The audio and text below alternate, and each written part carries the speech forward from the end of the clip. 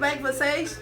Para quem não me conhece, eu me chamo Alessandra, sou Yalorixá de Iemonjá, Iabiokun, Exu no Câncer, Xoré e Famucomi, mais conhecida como Oxumbemi, como todos vocês já sabem. E hoje vou estar falando um pouquinho para vocês sobre algumas distorções que são feitas sobre a história de Oxum. Alguns contos e alguns pontos que não são citados e geram e se permitem que hajam algumas confusões em relação a determinadas situações, né? De onde ela veio, por quê, essas tantas qualidades que se tem, por que se tem, qual é o motivo, qual é de fato a realidade que se conta sobre toda essa história, da sua origem, de tudo aquilo que a gente que é devota ou iniciada de Oxum, assim como eu, também deve saber. Inclusive a respeito de pactos, porque existem pessoas que pensam que porque elas foram iniciadas a Orixá Oxum, elas não precisam fazer um pacto, porque essa energia já está dentro delas e já está nelas. Realmente está, se você foi iniciado. Mas se no seu Iba Oxum não tiver o bronze e ele não tiver ligado a você, conectado a você, você precisa fazer esse pacto. O pacto é entre o Idé e o Oxum. O pacto não é com o Oxum.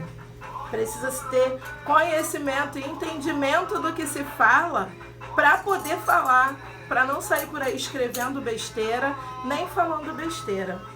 Antes de falar a besteira, vai buscar, vai entender, vai buscar em fontes seguras, vai procurar em Itã de Odu, porque os babalaô eles falam que Itã e Odu não se discute. Aquilo que está no Odu está registrado e é aquilo ali aonde nós nos baseamos para contar e falar alguma coisa. Então, quando a gente for falar, a gente precisa ter uma base, precisa de uma base. E aí, pegando esse gancho dessa base, eu vou estar hoje explicando para vocês algumas coisas. São muitas perguntas que são feitas, e aí eu tinha deixado uma caixinha de perguntas lá no meu Instagram, e essas perguntinhas sobre o Orixá Oxum vão estar sendo sanadas nesse vídeo. Mas, para eu te contar tudo isso, eu preciso que você curta, comente, compartilhe e se inscreva no canal. Chama todo mundo para assistir esse vídeo, vai ser top!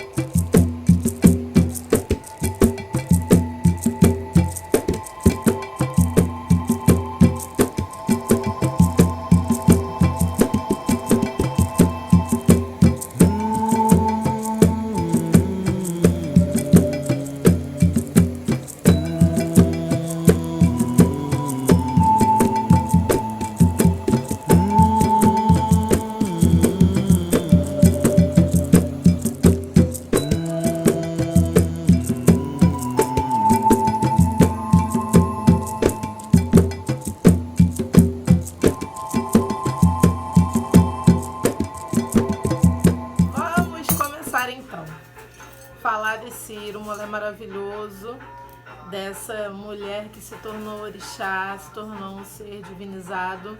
E nós sabemos, todos nós sabemos da popularidade do Orixá Oxum. Muito mais popular do que alguns outros. Entendemos que foi a única mulher que veio do Orum pro Aiê. E sabemos da necessidade e da importância do culto ao Oxum, entendendo que ela é a força da natureza tida como primordial por ser a representação majoritária da água. A água que habita em nós, a água que é usada para modelar nossa cabeça, para resfriar, para acalmar, para tornar a casa fresca, assim como outras iabás que também são representadas pela água.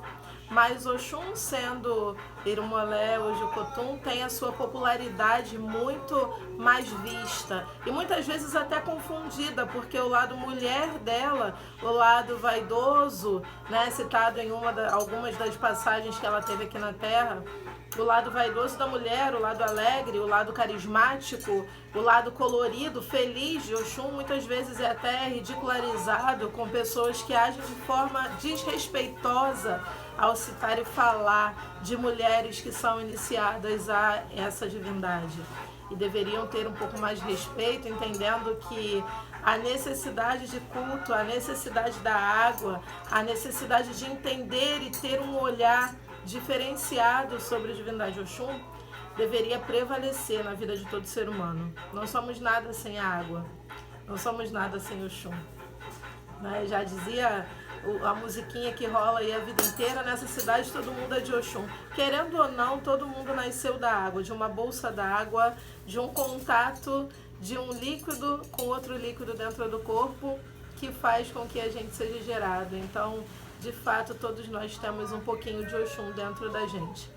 E aí, todo mundo, ou a grande maioria das pessoas que não tem acesso a muitas informações, imagina que Oxum ela é oriunda da cidade de Oxobô. E não é. Documentos aí vários então comprovam que a origem de Oxum é Ekiti, não é Oxobô.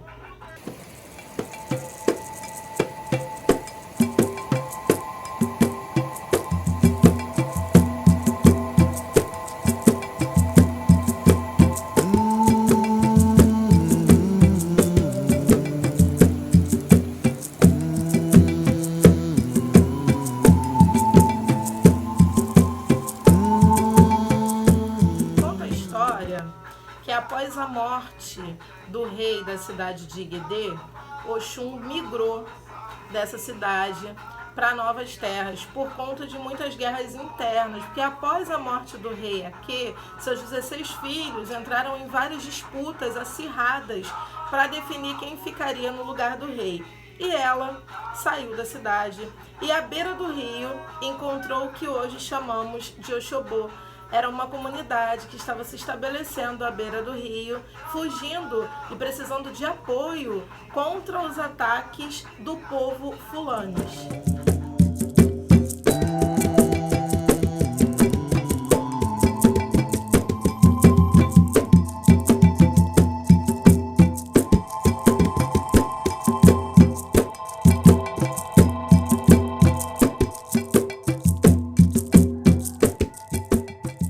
Surgiu o pacto entre Oxum e o rei Laro, o primeiro Ataojá da cidade de Oxobô. Ele prometeu proteger Oxum e fazer culto a ela em agradecimento pela ajuda que ela deu à cidade que estava naquele momento se estabelecendo. E assim começou essa comemoração que é feita até hoje, essa reverência que é prestada e que tornou Oxum também muito famosa e muito conhecida em todo o mundo. Entendemos que a importância dessa divindade na vida da gente é o que nos mostra o equilíbrio que nós precisamos ter, é o que nos ensina a ter e viver o amor próprio, o bem em si mesma, olhar e se reconhecer como uma pessoa que vale a pena também se amar, ao invés de depositar o seu amor no outro somente. Entendemos que Oxum é a mãe que cuida dos seus filhos, que protege seus filhos, aquela que enterra abusos para os seus filhos encontrarem. Oxum é nossa mãe, nossa querida mãezinha, como conta o Itã.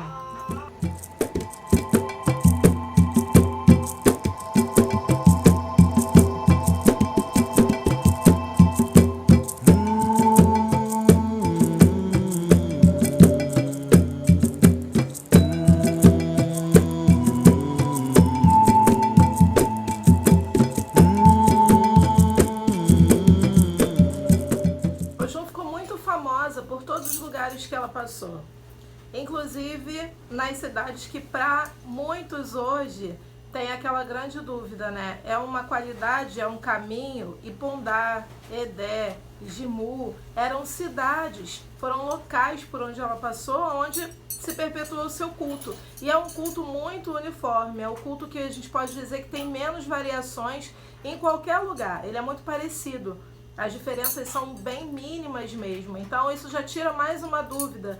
Tem muitas pessoas que têm esses questionamentos. O candomblé coloca como qualidade, mas na verdade foram lugares, foram cidades por onde ela passou e ficou-se conhecida como se fosse um nome.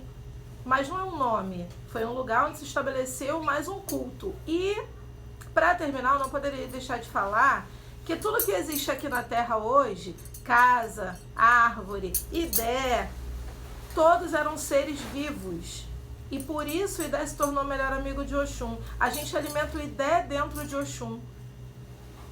Isso é muito importante. É necessário que vocês entendam. É preciso que entre na cabecinha de algumas pessoas que ainda não conseguiram entender que Oxum dava muita importância ao bronze. Que ele se tornou o seu melhor amigo, que ela sentava na beira do rio para lavar o seu bronze, que ela cobre os seus filhos com bronze. Ela abençoa os seus filhos com bronze, que é um outro ensinamento. Cuide de você primeiro para poder ter o que oferecer para as outras pessoas. Não fique preso, não fique entranhado de coisas que estão fora da realidade do orixá.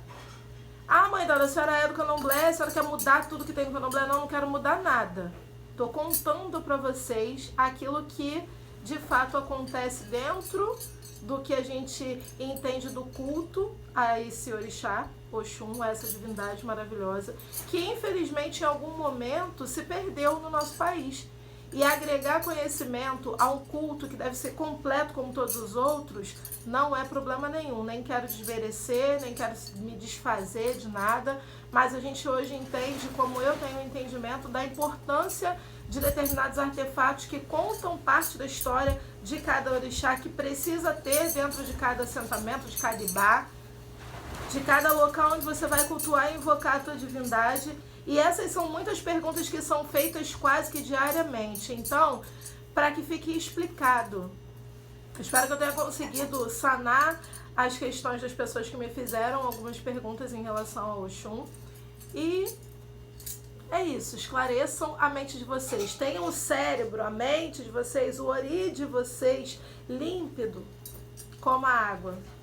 Que vocês possam se permitir que a água ela entre na cabecinha de vocês para lavar, limpar e trazer a possibilidade de renovação, andando sempre para frente. O rio não volta para trás, ele segue e vai de encontro ao mar. Isso é uma lição que nós precisamos aprender para que a nossa vida siga sempre fluindo, contornando os obstáculos, deixando as pedras para trás, aprendendo a se equilibrar na vida, ser mais flexível. Às vezes não é fácil, eu sei bem como é muito difícil, mas é possível. Para isso nós somos devotos de orixá, para isso nós fazemos iniciações e para isso nós cultuamos aquela divindade. Para que a essência daquele orixá se estabeleça em nós, para que a nossa mente possa ser expandida de acordo com a energia que a gente precisa. Não é para criar ilusão, não é para dizer que vai ficar rico, não é para nada disso. É para que a gente tenha um renascimento e que a gente se vincule de fato a essa fonte primordial que vem do orixá. Beijinho para vocês, até a próxima. Curte, comenta, compartilha, não esquece!